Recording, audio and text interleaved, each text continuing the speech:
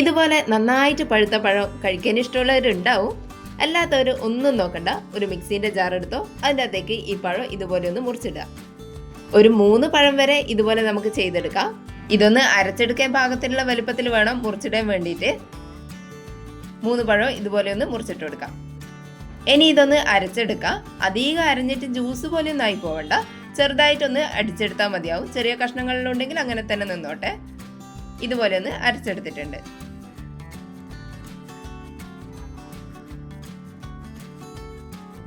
ഇനി അതേ മിക്സിന്റെ ജാറിലേക്ക് തന്നെ ഒരു 3 മുട്ട പൊട്ടിച്ചിട്ട് ഒഴിച്ചു കൊടുക്കുക. അതും കൂടി ഒരു മിനിറ്റ് നേരം ഒന്ന് അടിച്ചെടുക്കാം. എന്നിട്ട് ഈ പഴം അരച്ചതിലേക്ക് ഒഴിച്ചു കൊടുക്കാം. ഇനി ഒരു പാൻ ഒന്ന് ചൂടായിട്ട് വരുമ്പോൾ അതിൻ്റെ അകത്തേക്ക് ഒരു 1/4 കപ്പ് പഞ്ചസാര ഇതുപോലെ എല്ലായിടും ആകുന്നവരെ ഇങ്ങനെ വെതറിയിട്ടിട്ട് കൊടുക്കാം. ഇതൊന്ന് മെൽറ്റ് ചെയ്തെടുക്കാൻ വേണ്ടിയിട്ടാണ്. ഇതുപോലെ ഒന്ന് നിരത്തി വെച്ച് കൊടുക്കാം. ലോ ഫ്ലെയിമിൽ വെച്ചിട്ട് വേണം ഇതൊന്ന് കാരമലൈസ് ചെയ്തെടുക്കാൻ വേണ്ടിയിട്ട്. ഇതുപോലെ അലിഞ്ഞു വരുമ്പോൾ ഒന്ന് ഇളക്കിയിട്ട് കൊടുക്കാം. ഒട്ടും കരിഞ്ഞൊന്നും പോകരുത്, അതുകൊണ്ട് ലോ ഫ്ലെയിമിൽ തന്നെ വെച്ചിരിക്കുക. എന്നിട്ട് ഇടയ്ക്ക് ഇതുപോലെ ഒന്ന് ഇളക്കി കൊടുക്കാൻ വേണം. ഇതിപ്പോ അലിഞ്ഞു വരുന്നുണ്ട് പഞ്ചസാര. ഇതുപോലെ നന്നായിട്ട് അലിഞ്ഞിട്ട് ഈ ഒരു കളറായി കിട്ടണം. അതിനുശേഷം ഒരു 1/4 കപ്പ് പാല് ഇതിൻ്റെ അകത്തേക്ക് ഒഴിച്ചു കൊടുക്കുക. റൂം ടെമ്പറേച്ചറിലുള്ള പാലാണ് ഒഴിച്ചു കൊടുക്കുന്നത്. ഒഴിച്ച പാടെ തന്നെ ഒന്ന് നന്നായിട്ട് ഇളക്കി കൊടുക്കുക. ഇതുപോലെ പതഞ്ഞു വരും, കൈവിടാതെ തന്നെ ഇളക്കി കൊടുത്താൽ മതിയാവും.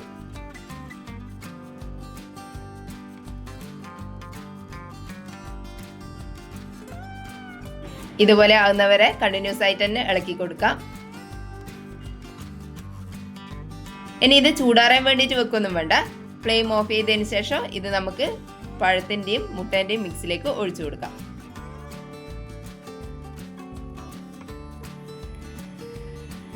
ഇനി ഇതെല്ലാം കൂടി നന്നായിട്ടൊന്ന് മിക്സ് ചെയ്തെടുക്കാം.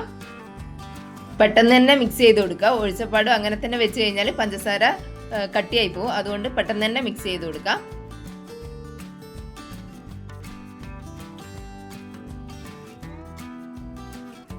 ഇതുപോലെ നന്നായിട്ട് മിക്സ് ചെയ്തെടുത്തതിന് ശേഷം ഇതിൻ്റെ അകത്തേക്ക് ഒരു 1/2 കപ്പ് സൺഫ്ലവർ ഓയിൽ ഒഴിച്ചു കൊടുക്കാം. ഫുള്ളായിട്ട് ഓയിൽ ഒഴിച്ചു കൊടുക്കാണ്ട് 1/4 കപ്പ് ഓയിലും 1/4 കപ്പ് ബട്ടർ മെൽറ്റ് ചെയ്തതും വേണമെങ്കിൽ ഒഴിച്ചു കൊടുക്കാം. ഇതിലിപ്പോൾ ഓയിൽ മാത്രമേ ഒഴിച്ചു കൊടുക്കുന്നുള്ളൂ.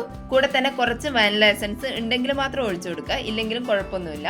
ഇനി ഇതെല്ലാം കൂടി നന്നായിട്ടൊന്ന് മിക്സ് ചെയ്തെടുക്കാം. ഓയിൽ നന്നായിട്ട് ഈ ബാറ്ററിൻ്റെ കൂടി മിക്സായി എടുക്കണം. ഇതുപോലെ നന്നായിട്ട് മിക്സ് ചെയ്തെടുക്കാം. ഇനി ഒരു പാത്രത്തിലേക്ക് 1/2 കപ്പ് മൈദ ഇട്ട് കൊടുക്കാം. ഇതിൻ്റെ അളവെല്ലാം കറക്റ്റായി ഇരിക്കണം, അതുകൊണ്ട് കറക്റ്റ് അളവിൽ തന്നെ എടുക്കുക. അതിൻ്റെ അകത്തേക്ക് 1 ടീസ്പൂൺ ബേക്കിംഗ് പൗഡർ ഇട്ട് കൊടുക്കുക. കൂടെ തന്നെ 1/2 ടീസ്പൂൺ ബേക്കിംഗ് സോഡ കൂടി ഇട്ട് കൊടുക്കുക. ഇനി ഇതെല്ലാം കൂടി നന്നായിട്ടൊന്ന് മിക്സ് ചെയ്തെടുക്കുക. മിക്സ് ചെയ്തതിന് ശേഷം ഇതൊരു അരിപ്പയിൽ വെച്ചിട്ട് അരിച്ചെടുക്കുകയും കൂടി വേണം. നന്നായിട്ട് മിക്സ് ചെയ്തെടുത്തതിന് ശേഷം ഒന്നുകൂടി അരിച്ചെടുക്കുക. ഇനി നമ്മൾ ഉണ്ടാക്കി വെച്ച പഴത്തിൻ്റെ മിക്സിലേക്ക് ഒരു നുള്ളു ഉപ്പിട്ട് കൊടുത്തിട്ട് ഒന്ന് മിക്സ് ചെയ്തെടുക്കാം. ഇനി ഇതിൻ്റെ അകത്തേക്ക് നമ്മൾ അരിച്ചു വെച്ചിട്ടുള്ള മൈദ കുറച്ചായിട്ട് ഇട്ട് കൊടുത്തിട്ട് ഇതിൻ്റെ കൂടെ ഒന്ന് യോജിപ്പിച്ചെടുക്കാം. മൈദ ഒട്ടും കട്ടകളൊന്നും ഇല്ലാണ്ട് നന്നായിട്ടൊന്ന് യോജിപ്പിച്ചെടുക്കാം.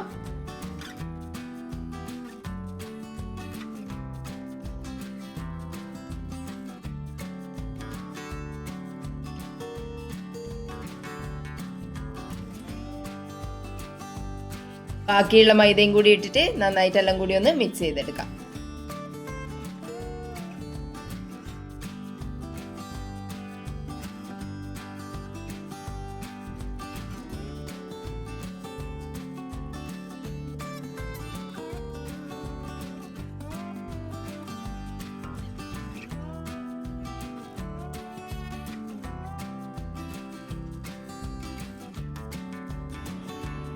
ഇതുപോലെ വേണം മിക്സ് ചെയ്തെടുക്കാൻ വേണ്ടിയിട്ട്. മൈദ ഒട്ടും കട്ടകളൊന്നും ഇല്ലാണ്ട് ഇതുപോലെ സ്മൂത്ത് ആയിട്ട് വേണം ഒന്ന് യോജിപ്പിച്ചെടുക്കാൻ വേണ്ടിയിട്ട്. ഇനി ഇതിൻ്റെ അകത്തേക്ക് കുറച്ച് ചോക്കോ ചിപ്സോ അല്ലെങ്കിൽ ഡാർക്ക് ചോക്ലേറ്റ് ഇതുപോലെ ചെറിയ കഷ്ണങ്ങളാക്കിയിട്ട് നുറുക്കിയെടുത്തതോ ഇതിൻ്റെ അകത്തേക്ക് ഇട്ട് കൊടുക്കാം. ഇനി എല്ലാം കൂടി ഒന്നുകൂടി മിക്സ് ചെയ്തെടുക്കാം. ചോക്ലേറ്റ് ഇടുന്നതിന് അങ്ങനെ പ്രത്യേകിച്ച് അളവൊന്നുമില്ല, എത്ര വേണമെങ്കിലും ഇട്ട് കൊടുക്കാം. കൂടുതൽ ഇട്ട് കൊടുത്തു കഴിഞ്ഞാൽ നല്ല ടേസ്റ്റ് ആയിരിക്കും. ഓരോ ബൈറ്റിലും നമുക്ക് ചോക്ലേറ്റും കൂടി ഉണ്ടാകുമ്പോൾ നല്ല ടേസ്റ്റ് ആയിരിക്കും. അതുകൊണ്ട് ചോക്ലേറ്റ് എത്ര വേണമെങ്കിലും ഇട്ട് കൊടുക്കാം. ഇതുപോലെ നന്നായിട്ട് മിക്സ് ചെയ്തെടുക്കാം. ഇനി ഈ കേക്ക് ചെയ്തെടുക്കാൻ വേണ്ടിയിട്ട് ഇതുപോലെ ഒരു ട്രേ എടുക്കുക. അതിൻ്റെ അകത്തേക്ക് കുറച്ച് ബട്ടർ ഇതുപോലെ എല്ലാ ഭാഗത്തും ആകുന്ന പോലെ ഇതുപോലെ ഒന്ന് തേച്ച് കൊടുക്കാം. ഇനി ബട്ടർ പേപ്പർ ഉണ്ടെങ്കിൽ അത് വെച്ചിട്ടൊന്ന് കവർ ചെയ്ത് കൊടുക്കാം, അല്ലെങ്കിൽ ഇതുപോലെ കുറച്ച് മൈദ എടുത്തിട്ട് എല്ലാ ഭാഗത്തും ഒന്ന് തട്ടിക്കൊടുക്കാം.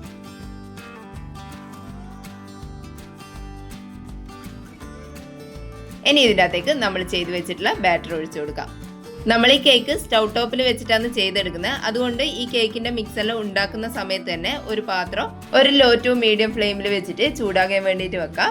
ഒരു 20 മിനിറ്റ് മുന്നെയെങ്കിലും ചൂടാകാൻ വേണ്ടിയിട്ട് വെക്കണം. ബാറ്ററി ട്രേയിൽ ഒഴിച്ചു കൊടുത്തതിന് ശേഷം ബബിൾസ് ഒന്നും ഇല്ലാണ്ടിരിക്കാൻ വേണ്ടിയിട്ട് ജസ്റ്റ് ഒന്ന് തട്ടി കൊടുക്കുക. എന്നിട്ട് അതിൻ്റെ മേലെ കുറച്ച് ചോക്കോ ചിപ്സോ അല്ലെങ്കിൽ ചോക്ലേറ്റ് പൊടിച്ചതോ കൂടി ഇട്ട് കൊടുക്കാം. എന്നിട്ട് നമ്മൾ ചൂടാകാൻ വേണ്ടിയിട്ട് വെച്ച പാത്രത്തിലേക്ക് ഒരു റിങ് കൂടി വെച്ച് കൊടുത്തിട്ട് അതിൻ്റെ മേലെ നമ്മൾ ചെയ്ത് വെച്ചിട്ടുള്ള കേക്കിൻ്റെ ബാറ്ററി വെച്ച് കൊടുക്കാം. ലോ ഫ്ലെയിമിനെക്കാട്ടിലും കുറച്ചൊന്ന് കൂട്ടി വെക്കാം, മീഡിയം ഫ്ലെയിമിലേക്ക് എത്തുകയും വേണ്ട.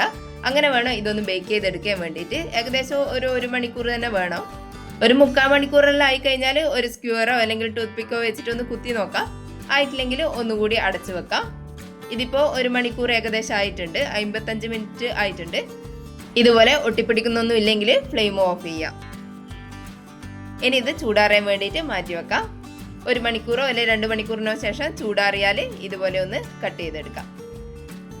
ഇതിപ്പോൾ ഒട്ടും പിടിച്ചിട്ടൊന്നുമില്ല, സൈഡിലൊന്നും ജസ്റ്റ് ഒന്ന് കത്തി കൊണ്ടൊന്ന് വരഞ്ഞു കൊടുക്കാം. ഇനി ഇതുപോലെ കയ്യിലേക്ക് എടുക്കാം.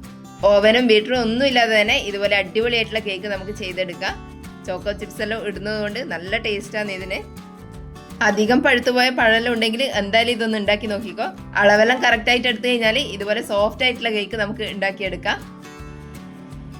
തണുത്തതിന് ശേഷം ഇതുപോലെ മുറിച്ചെടുക്കാം. നല്ല സോഫ്റ്റാണ് ഈ കേക്ക്, കാണുമ്പോൾ തന്നെ മനസ്സിലാവും. ഓവൻ ഇല്ലാത്തവരും ബീറ്റർ ഇല്ലാത്തവരും എല്ലാം എന്തായാലും ഒന്ന് ഉണ്ടാക്കി നോക്കണേ. വീഡിയോ കണ്ടിട്ട് ഇഷ്ടപ്പെട്ടിട്ടുണ്ടെങ്കിൽ ഒന്ന് ലൈക്ക് ചെയ്ത് സബ്സ്ക്രൈബ് ചെയ്യണേ. താങ്ക്